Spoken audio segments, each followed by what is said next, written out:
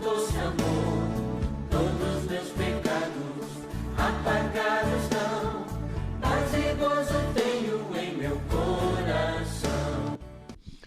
Amados irmãos, a paz do Senhor, amém? Que alegria, estamos juntos na presença de nosso Senhor e Salvador Jesus Cristo. Como Deus é bom e eterna a sua misericórdia, não é? É uma alegria estarmos juntos essa manhã, um domingo frio, né? Não tão frio, mas bem friozinho. E nós estamos começando nossa segunda revista e ela continua com o mesmo propósito da primeira. A primeira trabalhamos Nisto Cremos e a segunda é Nisto Cremos, parte 2, tá bom? Muito bem.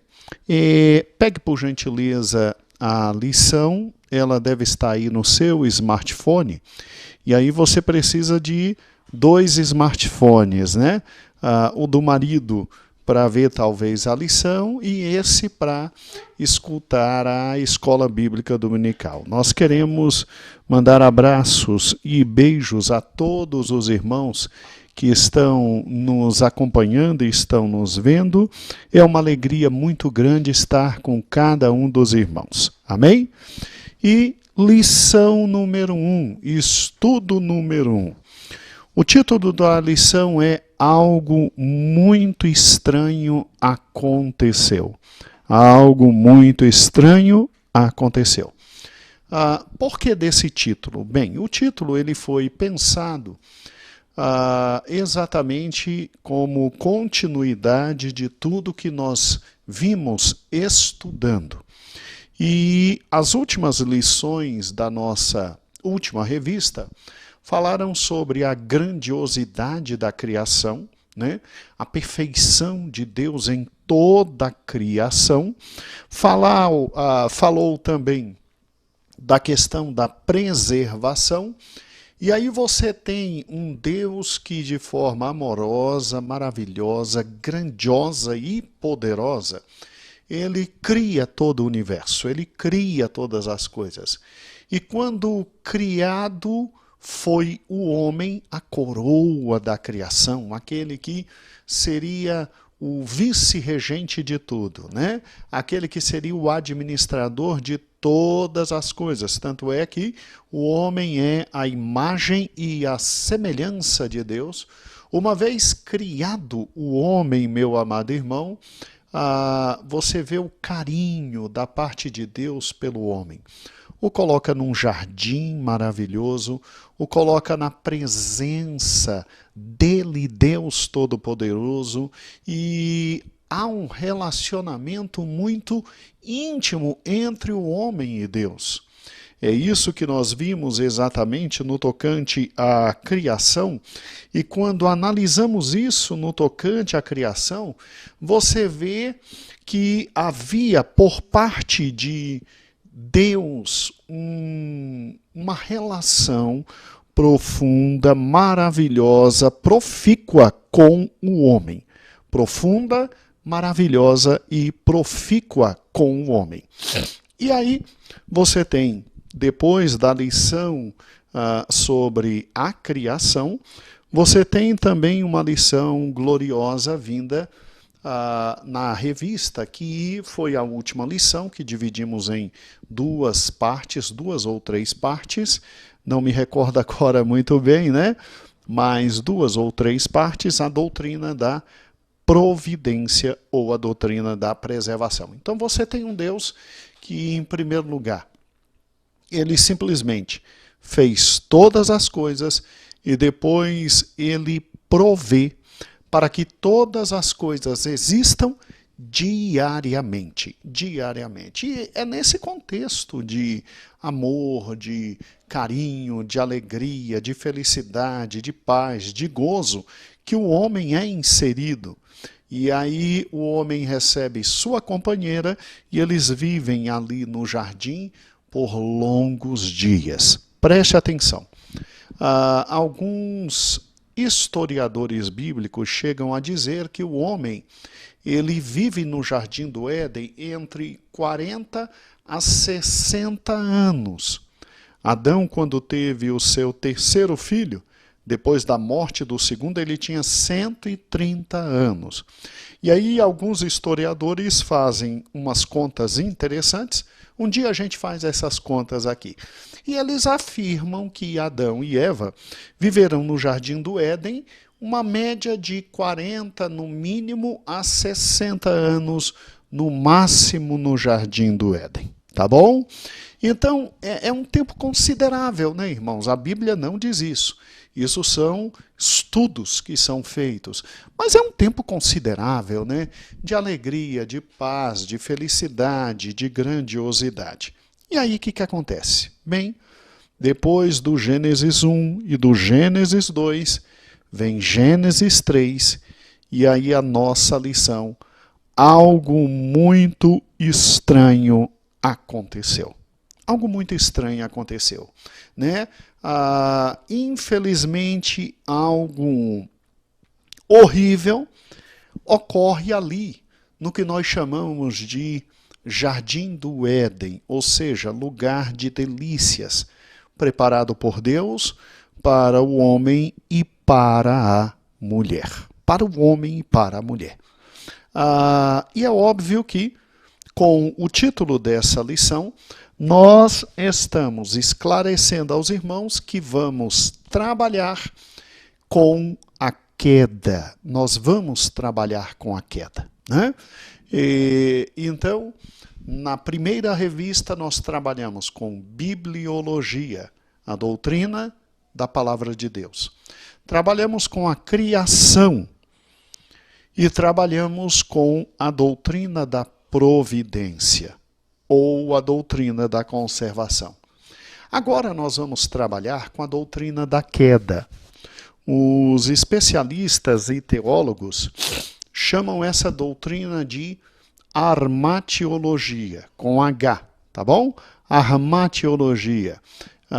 São dois termos gregos, armati, que significa pecado, né? Queda, pecado, e logia, estudo do pecado.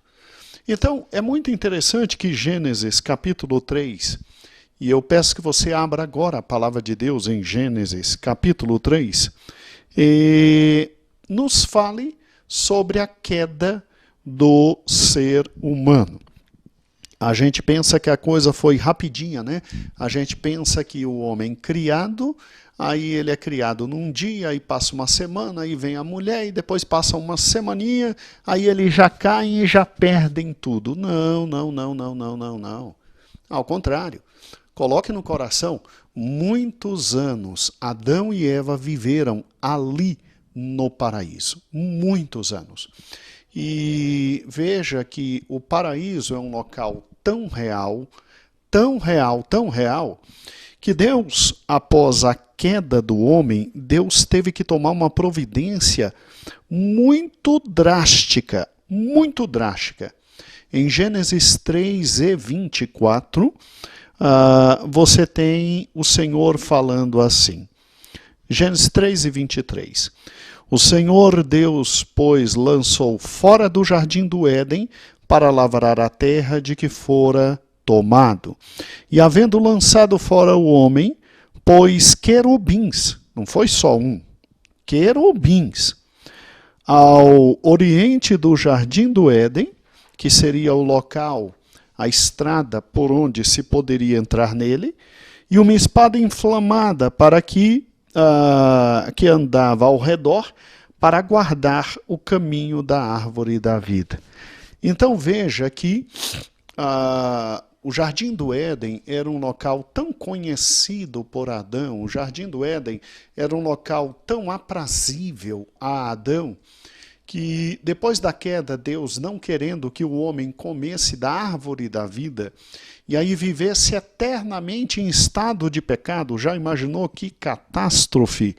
Deus coloca querubins, até para que Adão, mesmo querendo voltar, ele perfeitamente saberia o caminho, ele não tivesse mais acesso àquele jardim, porque tendo acesso ao jardim, ele teria acesso à árvore da vida. né?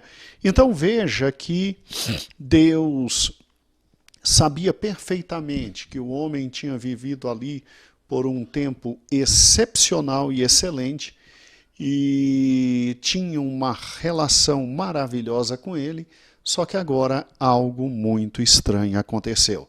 E o que aconteceu? Segundo Gênesis capítulo 3, a queda do ser humano. Nós não vamos ler o capítulo 3 hoje, você vai ler em casa, até porque eu sei perfeitamente que você já tem uma noção clara e absoluta do que está aqui.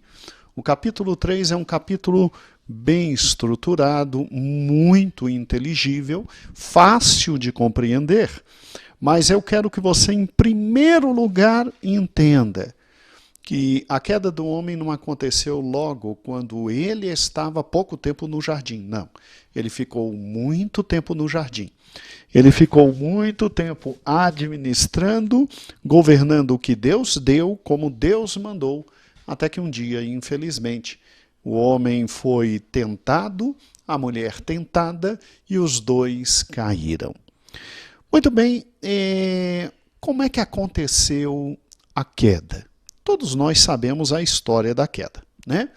A Bíblia diz em Gênesis capítulo 3, versículo 1, que a serpente, a mais astuta de todos os animais do campo que o Senhor Deus tinha feito, ela chega para Eva e ela simplesmente conversa com Eva. E ela faz uma pergunta assim, simples, né? Uma pergunta do dia a dia. Ela chega e diz, olha, não é verdade que Deus deixou vocês comerem de tudo, né? Interessante que nesse exato momento histórico, Eva não teve problema nenhum de conversar com uma serpente e de dialogar com uma serpente. A gente sabe perfeitamente que aqui você tem Satanás. Satanás conversando com a mulher. Porque lá em Apocalipse nos traz uma das referências de Satanás chamando-o de a antiga serpente. A antiga serpente, né? E Jesus e João Batista, quando chama toda aquela geração de raça de víboras, né? Ele estava fazendo uma relação com a serpente também. Então, nós sabemos, pelo conhecimento completo da palavra de Deus, que quem conversa aqui com Eva é o diabo. A gente sabe disso. E aqui existe, infelizmente, uma incorporação, uma possessão demoníaca, e o diabo se utiliza deste animal. E, infelizmente, começa o diálogo, começa a conversa, e começa com uma pergunta simples, olha, Deus não disse que é para comer de tudo? Quer dizer, ela já tinha, obviamente, o olhar no tocante a Eva, e já tinha a projeção da possibilidade da queda da mulher. Quando ela conversa com Eva, a Bíblia não diz, isto é uma suposição minha. Ela deve ter conversado com Eva num momento estratégico, porque o diabo não trabalha de forma incorreta, o diabo aproveita os momentos estratégicos para trabalhar. O diabo não foi em cima de Cristo toda hora, né? O diabo ia em cima de Cristo no momento certo de dar o bote. Cristo estava com fome no deserto, depois de 40 dias e 40 noites jejuando, e aí o diabo aparece, olha, você é filho de Deus mesmo? Então transforma essas pedras em pão. Porque se você é filho de Deus, tem a mesma natureza de Deus, e obviamente você consegue transformar estas pedras em pão, né? Porque para Deus nada é impossível. Como filho de Deus, você pode fazer o impossível, né? Veja, o diabo ataca é no momento da fragilidade. O diabo nunca vai atacar a gente no momento de grande fortaleza espiritual. Não, é no momento da fragilidade. E a Bíblia não diz, sou eu que estou pensando assim, e é uma hipótese. Se você pensar diferente de mim, não tem problema. Eu creio que depois de tanto tempo ali no jardim, 50, 60 anos, Eva finalmente olha para aquela árvore, Eva devia estar observando aquela árvore, e o diabo chegou e disse, é agora, né? É nesse momento. Ó que interessante, o diabo ataca no momento correto. Ele não ataca no momento em que ele nota que não haverá possibilidade. Não, ele ataca no momento correto. E, para mim, eu creio que Eva, depois de tantos anos, depois de desfrutar de todas as queridas frutas que ali tinham, árvores que ali tinham, ela de repente olhou, alguma coisa atraiu, ela ainda não tinha o desejo de comer, esse desejo veio depois. E aí, o que acontece? É exatamente o que está aí na sua querida lição da Escola Bíblica Dominical, quando no ponto 2, 2.1, a gente explica o processo da queda. Primeiro, existiu a distorção da palavra de Deus pela serpente. Aí ela veio, ela chega, ela conversa e ela diz, olha, Deus não mandou vocês comerem de tudo? Aí Eva diz, olha, versículo 2 de Gênesis 3, do fruto das árvores do jardim comeremos, mas do fruto da árvore que está no meio do jardim, disse Deus, não comereis dele, nem tocareis, para que não morrais. Aqui a gente não sabe literalmente o que aconteceu, né? Se foi Adão, porque quando Deus disse, não é para comer, ele fala com Adão. E Adão é que transmite a mensagem para Eva.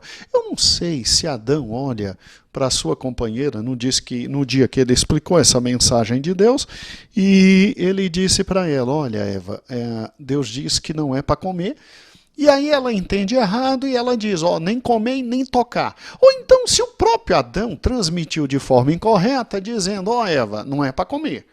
E você é muito observadora, você gosta de tocar em tudo, você gosta de ver tudo, você tome cuidado porque não é para comer e nem tocar. Você é muito afoita, nem tocar. Não sei se Adão olha e diz para Eva para não tocar, mas ficou no coração da menina que não era nem para tocar, né? Eu não sei se Adão já vendo como era sua esposa, já deu a dica e já disse não, nem toque, né? Só sei que o diabo, verificando que Eva não tinha guardado muito bem a palavra, que havia alguma coisa ali, é lógico que o diabo pega e ele distorce a palavra de Deus, e quando ele simplesmente, no versículo 4 de Gênesis 3, diz, certamente não morrereis. É interessante, porque quando Deus fala com Adão, ele diz, certamente morrerás. O diabo só bota um não no meio, né? É interessante a artimanha do diabo, ele trabalha no tocante à palavra de Deus, às vezes ou retirando, ou às vezes acrescentando algo à palavra de Deus. Nós temos que tomar cuidado. O diabo não é brincadeira. Quando o diabo não nega a palavra de Deus, o diabo acrescenta aquilo que na palavra de Deus não está. Então, tomemos cuidado. E na medida que o diabo diz assim, não morrereis, ele tem que dar para Eva uma razão pela qual ele está dizendo não morrereis. E a razão está no versículo 5 de Gênesis 3, que diz, olha, porque Deus sabe que no dia que dele comerdes, se abrirão os vossos olhos e sereis como Deus, sabendo o bem e o mal.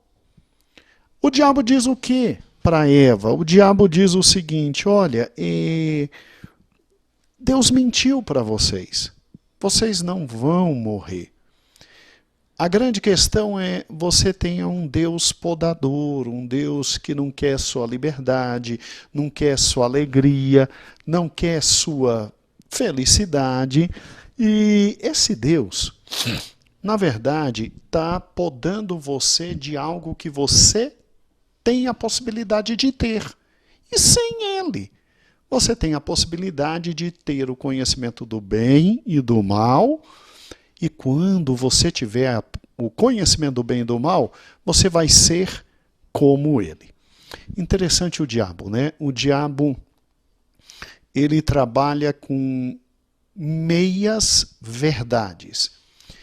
E venhamos e convenhamos, meias verdades são grandes mentiras, né? Meias verdades são grandes mentiras. Porque pense comigo, o diabo mentiu completamente ou o diabo mentiu parcialmente? Existe mentira parcial? Bem, vamos lá. Quando o diabo simplesmente ele diz, olha, se você comer, você vai ser como Deus, conhecedor do bem e do mal. Ele, nesse ponto exato, não estava mentindo, porque Deus tinha dito, não come, porque é a árvore do conhecimento do bem e do mal. Então, eles conheceriam o bem e o mal, mas não como Deus conhece. Deus não conhece o bem e o mal experimentalmente, ou seja, não há em Deus o mal. Coloque isso no coração, não há em Deus o mal.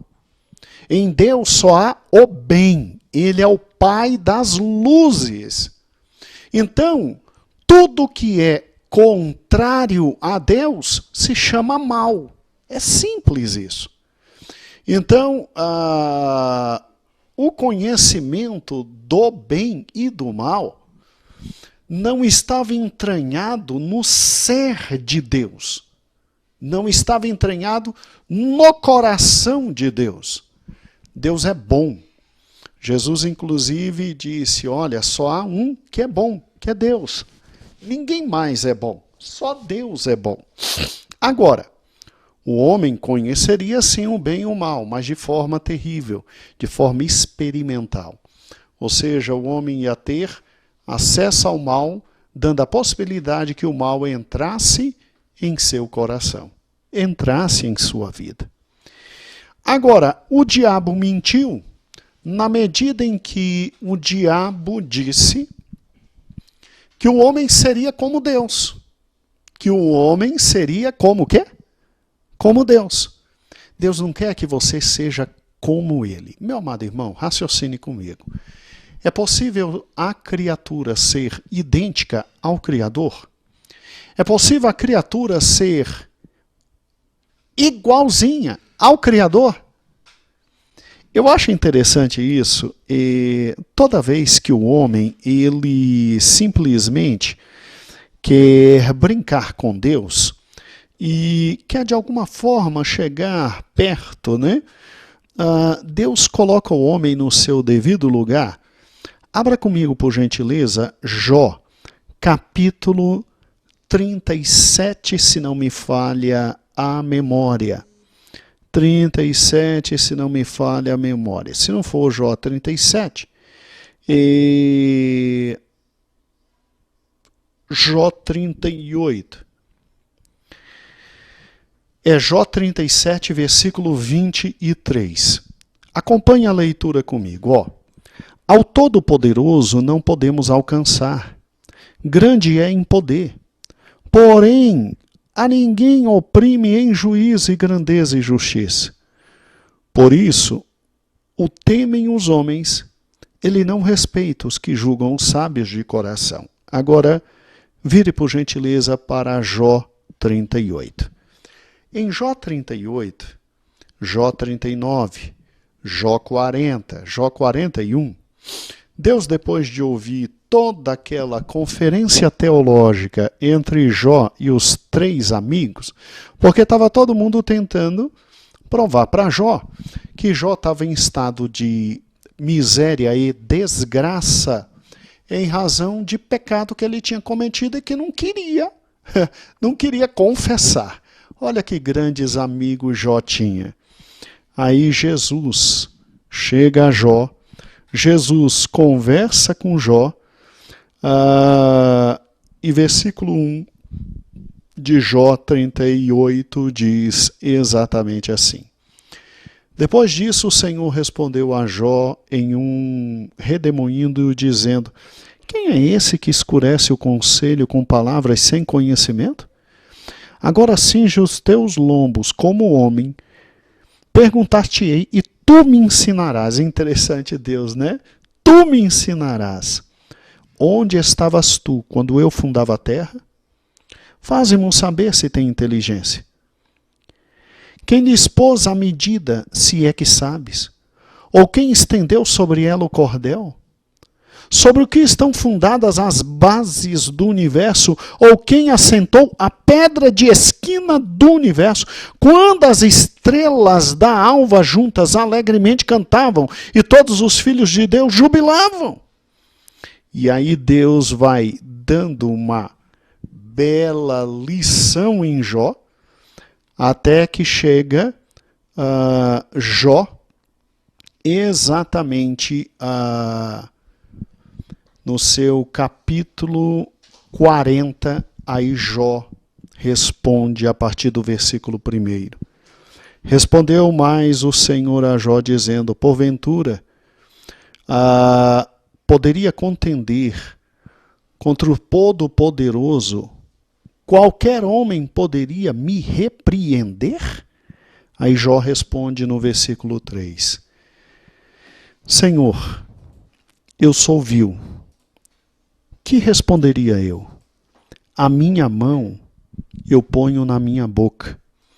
Uma vez tenho falado e não replicarei, ou ainda 2 vezes e não prosseguirei. Não prosseguirei. Ou seja, olha que interessante.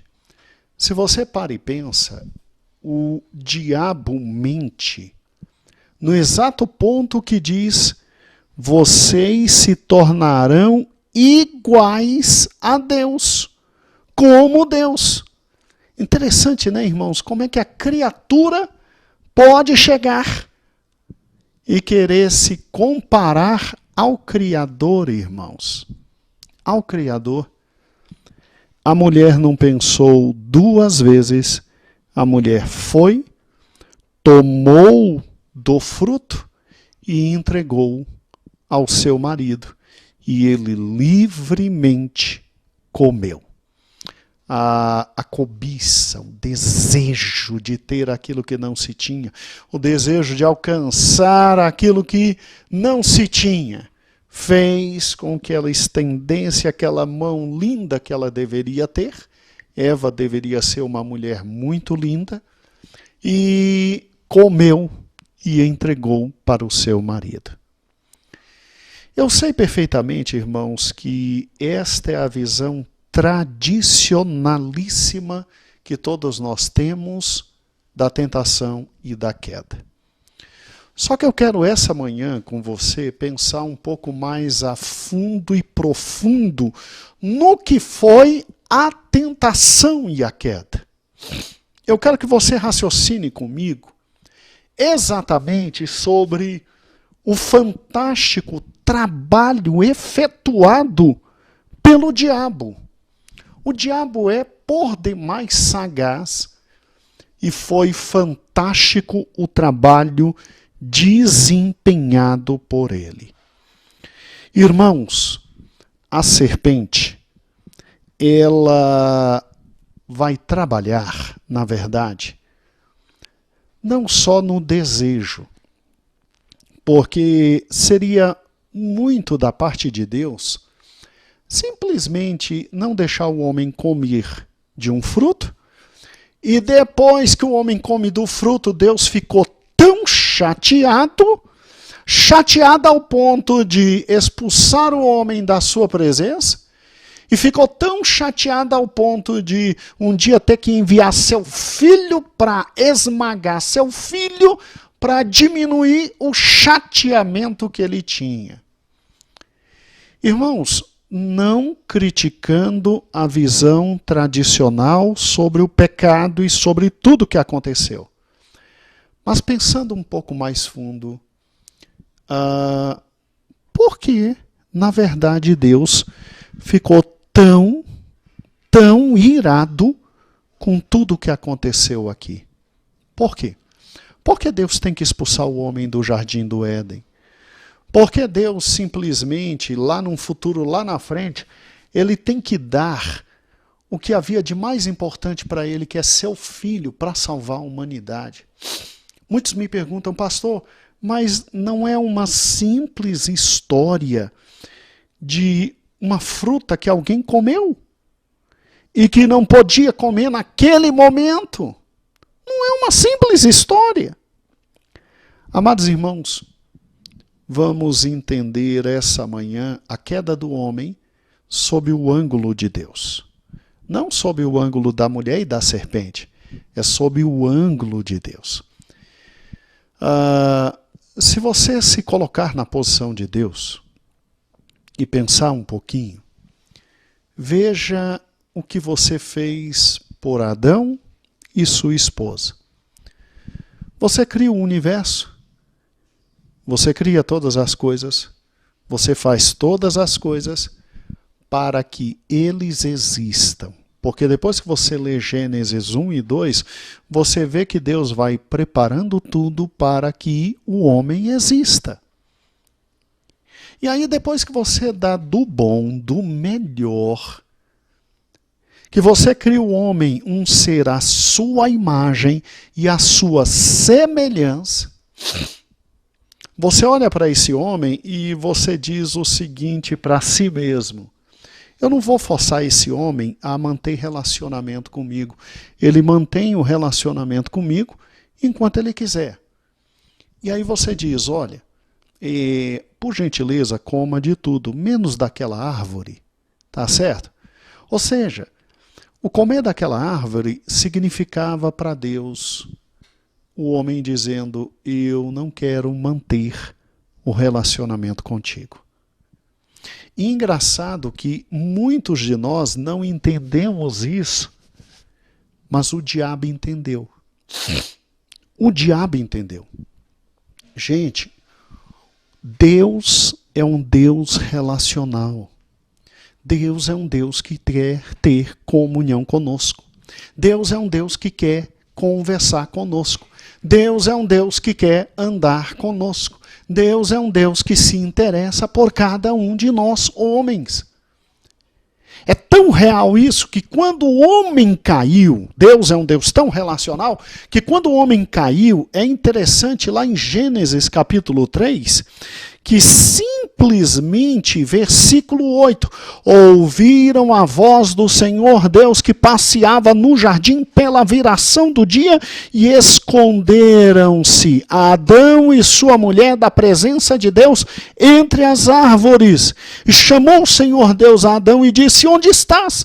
O relacionamento entre Deus e Adão durante aqueles 40 ou 50 ou 60 anos que eles estavam no Jardim do Éden foi tão grande, era tão grande, que assim como você, minha irmã, sabe que é seu marido que está em pé, andando só por ouvi-lo andar, assim como você, meu irmão, sabe que é seu filho mais velho que está andando, ou seu filho mais novo que está andando só pelo andar, Adão e Eva tinham uma comunhão tão grande com Deus, tão grande, que ao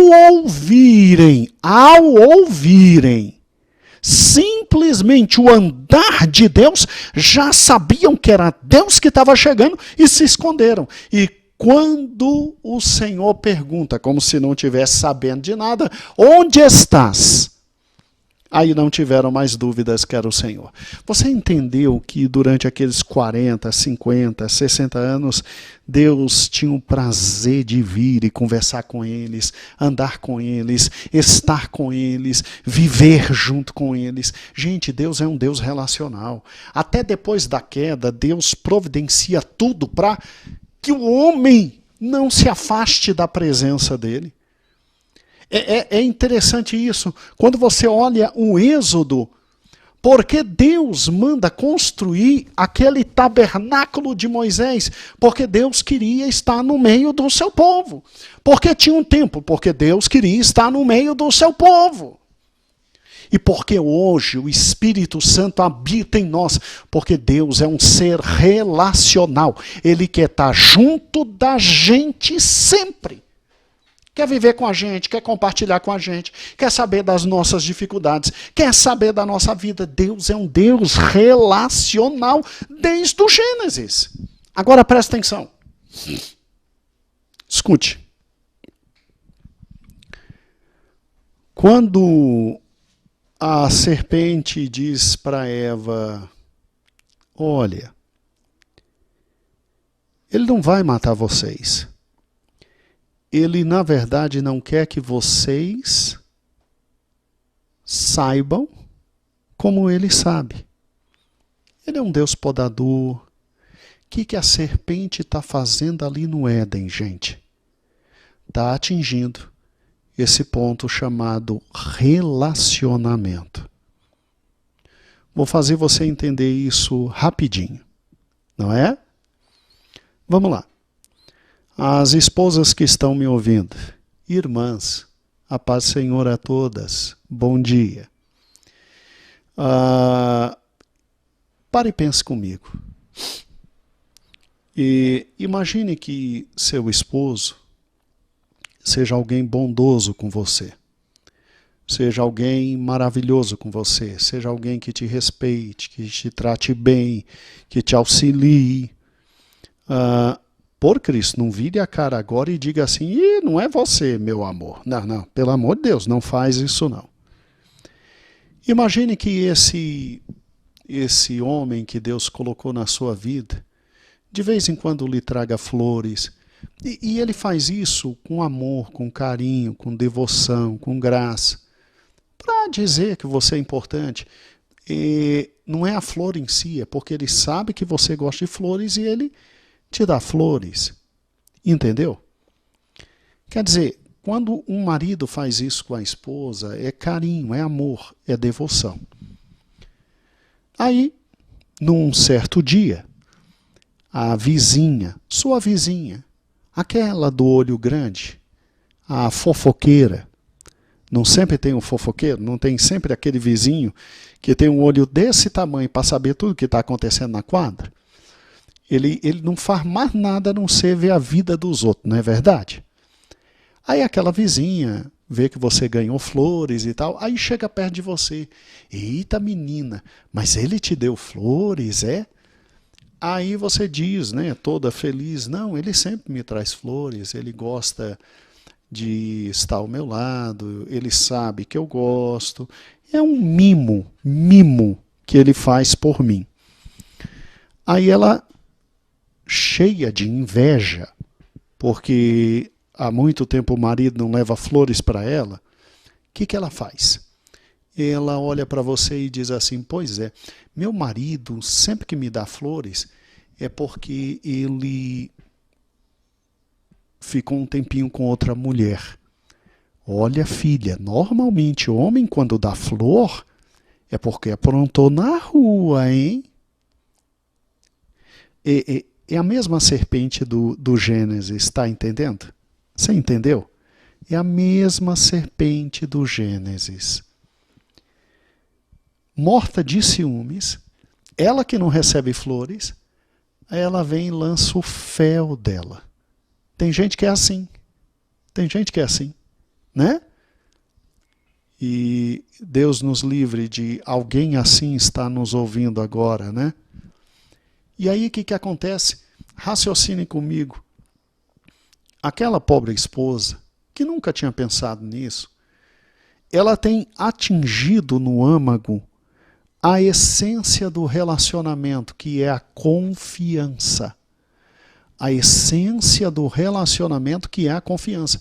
Mesmo que ela não queira, o veneno já entrou E da próxima vez que flores foram recebidas por ela, o marido pode não ter feito nada na rua, aí ela já começa a olhar com calma para as flores, aí o marido já diz, não gostou mais das flores, meu bem? O que você gosta para eu trazer para você? Aí ela já começa a cheirar a roupa do marido, já começa a ver direitinho se tem batom em algum canto. É sério, irmãos. É sério. O diabo nunca brincou e nunca vai brincar de ser diabo. Quando o diabo disse a Eva, Deus mentiu para vocês, vocês não vão morrer. Aí Eva já ficou assim, peraí, mas aparentemente ele é bom.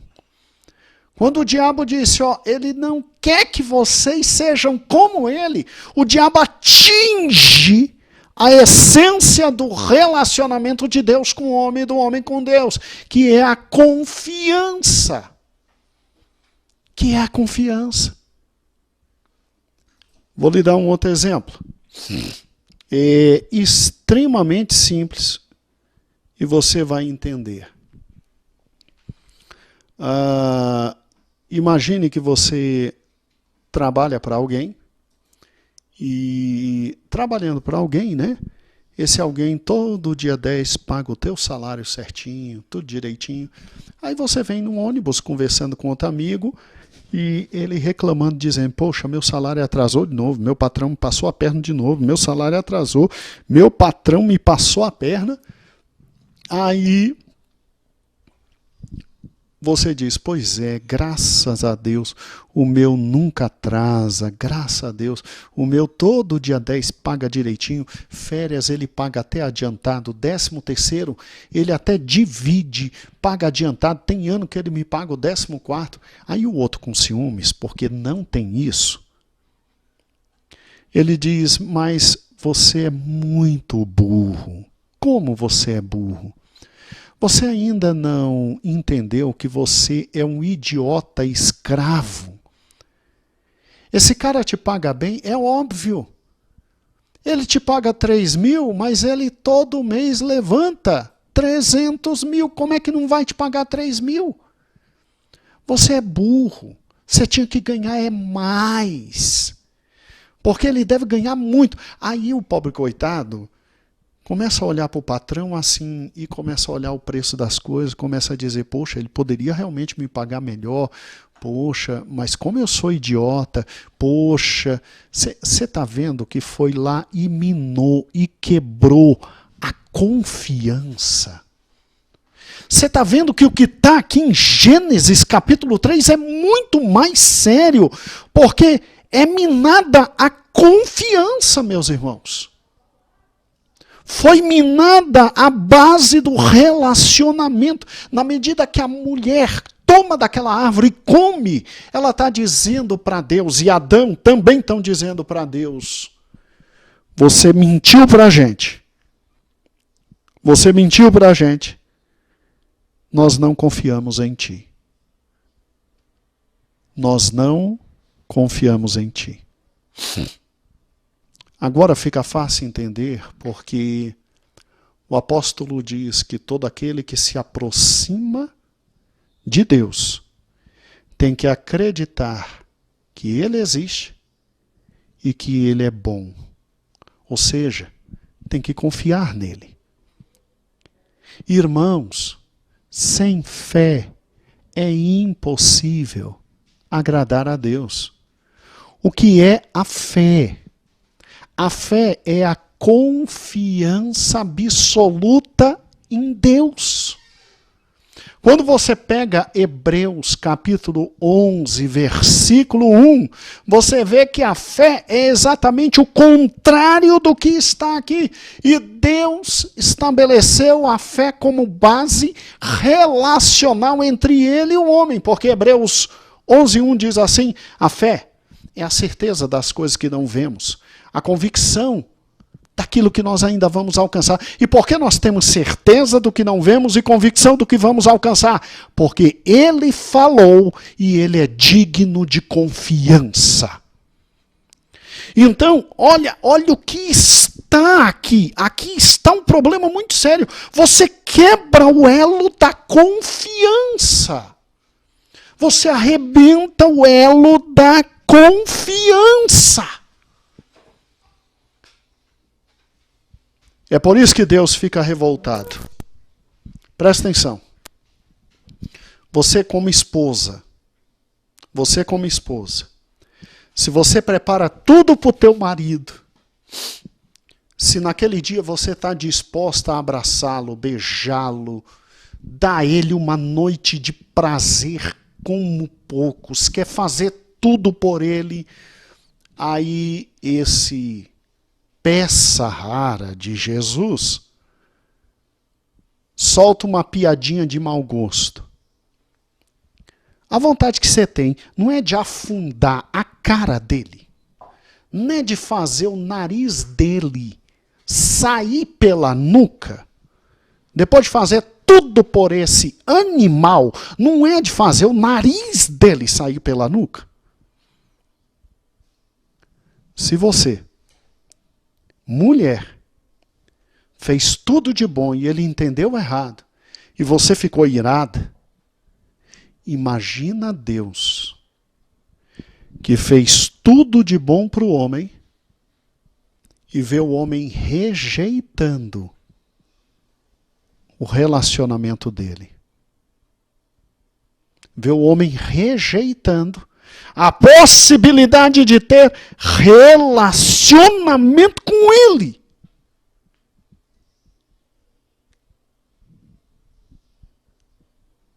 Irmãos, o pecado é agressão direta a Deus. O pecado é dizer a Deus: eu não confio em ti. É só isso. O pecado é nós falarmos para Deus: eu não confio em ti. E o grande problema é, como é que a gente consegue dizer para Deus: eu não confio em ti? Fácil. O primeiro casal tinha um único mandamento: não coma. O que eles fizeram? Eu não confio em ti, vou comer. Quebrou o relacionamento com Deus, não é verdade? Entendeu? O que é, em última análise, o pecado? Heber, já vá preparando para mim aquilo que eu pedi. Já está aí, Jojo? Obrigado, meu filho. O que é, em última análise, o pecado? O pecado, em última análise, é uma transgressão direta à palavra de Deus. Guarda isso no coração. Porque Deus está em sua palavra. O pecado é uma transgressão direta à palavra de Deus. Quando eu e você olhamos para a palavra de Deus e falamos não, a gente está dizendo: eu não confio em ti, Senhor. Eu não confio em ti, Senhor. É exatamente isso. Olha que fantástico. Por isso que na sua revista, lá na página 5, o Heber destacou agora para a gente, eu quero ler com você 2 pontos. Por gentileza. Vamos juntos, meu filho, me ajude. Já colocou? Pode colocar para todos verem. Irmãos, vejamos todo. Já está no... Vejamos todos. Vamos ler juntos? Olha que interessante. O pecado pode ser definido como o ato pessoal de rejeitar Deus e sua vontade. É a transgressão à lei divina, ainda que o ato, em última análise, não seja contra a lei, mas contra a pessoa de Deus. Davi, depois de violar a lei de Deus, clamou: contra ti, só contra ti pequei e fiz o que tu reprovas. O pecado é contra Deus, contra a sua santidade, amor e verdade. É intenso e profundamente pessoal. O próprio Senhor, nas palavras de Isaías, lamentou a respeito de Israel. Criei filhos. Olha, irmãos, olha como Deus olha para a gente. Criei filhos. E os fiz crescer, ou seja, dei tudo para essas pragas. Mas eles se revoltaram contra mim. Gente, o pecado é uma revolta contra Deus. Atinge o âmago do coração de Deus, que é o relacionamento que Ele quer ter com a gente. Eis o cerne do pecado, uma afronta pessoal ao Senhor de amor. Rodman Williams. Sonson, por gentileza, disponibiliza o local mais barato do Rodman Williams para todos os irmãos que estão vendo. Tá bom? Agora vamos a um segundo quadro de leitura, que é exatamente esse que está aqui. Acompanhe comigo. Podemos partir da seguinte definição: pecado é deixar de se conformar à lei moral de Deus, seja em ato, seja em atitude, seja em natureza. O pecado é aqui definido em relação a Deus e sua lei moral. Inclui não só atos individuais, como roubar, mentir, cometer homicídios, mas também atitudes contrárias àquilo que Deus exige de nós. Percebemos isso já nos 10 mandamentos, que não só proíbem ações pecaminosas, mas também atitudes errôneas. Não cobiçarás a casa do teu próximo, não cobiçarás a mulher do teu próximo, nem um servo, nem a serva, nem o boi, nem um jumento, nem coisa alguma que pertence ao seu próximo. Aqui Deus especifica que o desejo de roubar ou cometer adultério é também pecado aos olhos dele. O Sermão do Monte também proíbe atitudes pecaminosas como a ira, a luxúria. Paulo arrola atitudes como ciúme, raiva e egoísmo, entre obras da carne opostas ao desejo do Espírito. Portanto, a vida agradável a Deus é aquela que exibe pureza moral, não só em nós, mas em nossos desejos íntimos. De fato, o maior de todos os mandamentos exige que o nosso coração se encha de uma atitude de amor a Deus. Amarás, pois, o Senhor, aleluia, teu Deus, de todo o teu coração, com toda a tua alma, de todo o teu entendimento e de toda a tua força. A definição dada acima especifica que o pecado é deixar de se conformar com a lei moral de Deus, não só em ato, em análise, mas também em natureza moral.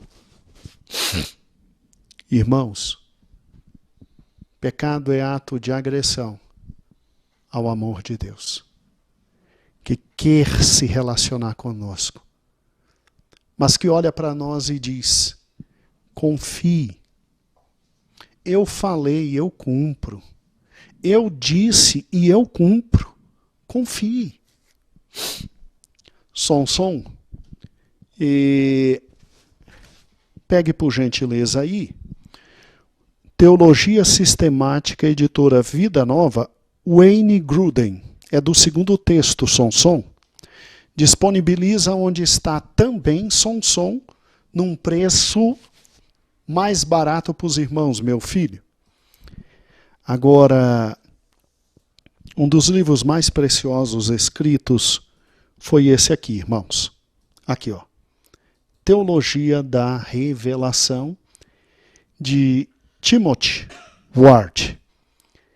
E quem puder adquirir esse livro, adquira. Sonson, tadinho do meu filho Sonson, né?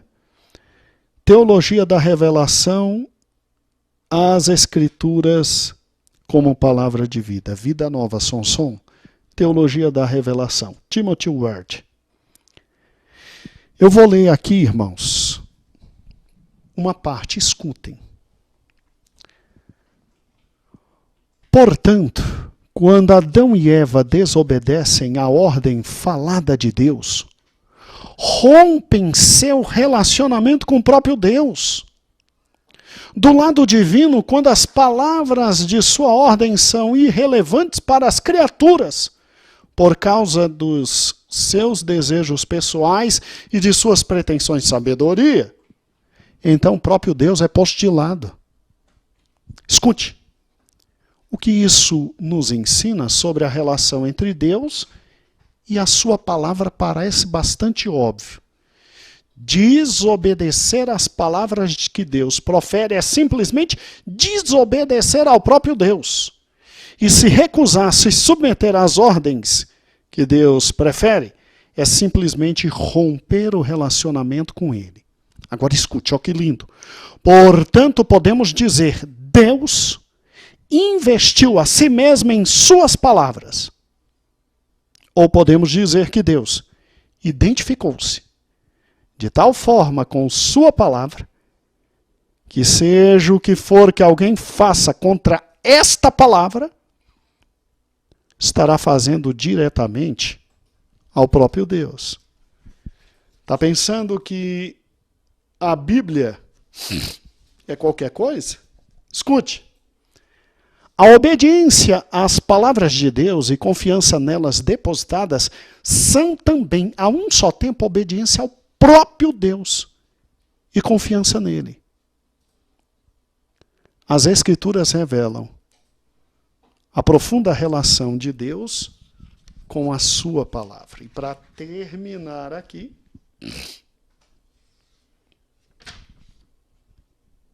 escute. Depositar nossa confiança na palavra de Deus nos faz, em última análise, depositar nossa confiança em Deus. Portanto, comunhão com Deus é resposta confiante à sua palavra. E o que é isso, irmãos? Isso é o que nós chamamos de fé. Fé. Amados, o pecado, ele foi um ataque frontal da serpente no que havia de mais lindo entre Deus e o homem: o relacionamento e a confiança. Mas Gênesis 3:15 diz que o descendente da mulher viria e restauraria isso. E Jesus veio. E Jesus restaurou este relacionamento. Por isso que sem fé é impossível agradar a Deus. E por isso que, olha que lindo, o homem viverá, o justo viverá pela fé. Então nunca pense que o que está em Gênesis capítulo 3 é qualquer coisa. Nunca pense que a palavra de Deus é qualquer coisa.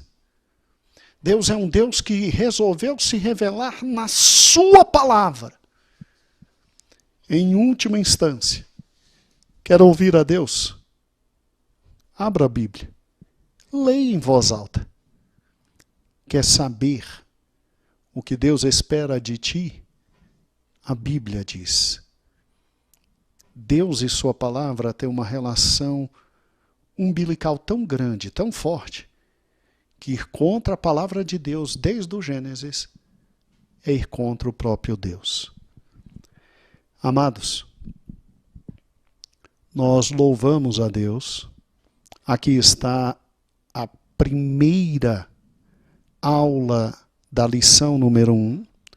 No próximo domingo nós vamos finalizar a lição número 1, mas eu espero que você já vá lendo e se aprofundando. Sabe por quê? Porque quanto mais nós entendemos o poço terrível que foi o pecado, maior será a compreensão do que veio a ser a graça de Deus. Porque esse trimestre nós vamos estudar não só a doutrina do pecado, a armatiologia, mas nós vamos estudar a doutrina da salvação, soteriologia, como Deus nos tirou do pecado e o que Ele fez por nós. Amém? Senhor, eu sei que, ó Deus, lá em Gênesis nós ferimos profundamente o teu coração. Tal como um marido que se dedica à esposa e recebe dela a desconfiança. Assim fizemos com teu coração. Tal como um patrão que procura dar o melhor para os seus empregados e recebe deles o desprezo. Assim fizemos em Gênesis. Tal como um pai que luta o dia inteiro para dar para os filhos o melhor sustento e recebe desses a ingratidão, principalmente na velhice. Assim fizemos contigo em Gênesis. Só que uma coisa, Deus, é ferir o coração de um pai e de uma mãe. Outra coisa é ferir o coração de empregados. Outra coisa é ferir o coração de uma esposa ou de um esposo. Bem diferente de tudo isso, numa dimensão muito alta, é ferir o teu coração. Tu nos deste um jardim maravilhoso. Tu nos deste a tua comunhão.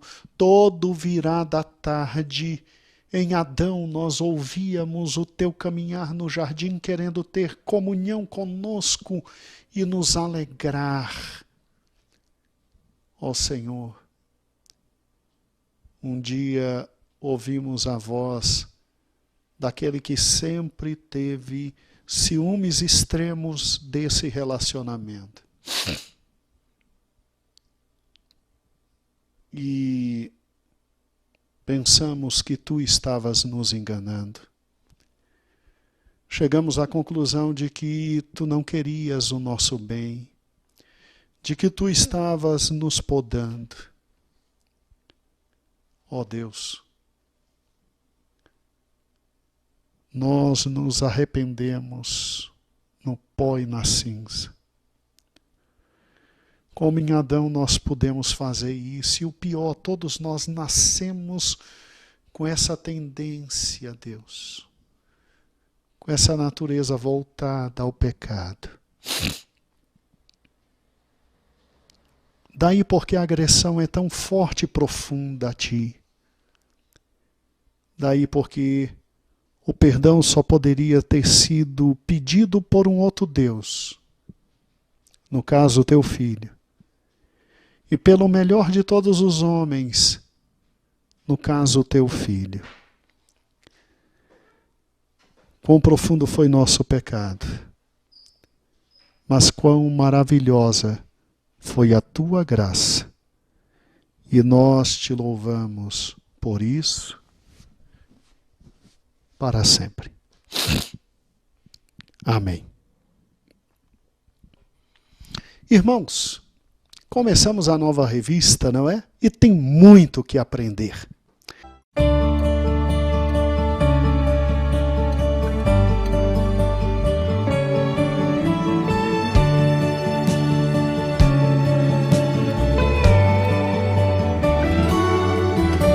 No Gênesis, ele é semente imortal da mulher. No Êxodo, ele é um líder seguido por fé. Levítico é o sacrifício de oferta e perdão. Em Números, herança e organização. Em Deuteronômio, é fé em ação. Em Josué, ele é o capitão vencedor. Em Juízes, é o justo juiz que a lei santa aplicou. Em Ruth, ele é o parente que não desampara. E em Samuel, ele é resposta clara, que quem ora e crê, sua bênção declara. A Igreja Evangélica Pentecostal do Brasil para Cristo realiza um lindo projeto de leitura bíblica diária desde o mês de março de 2019.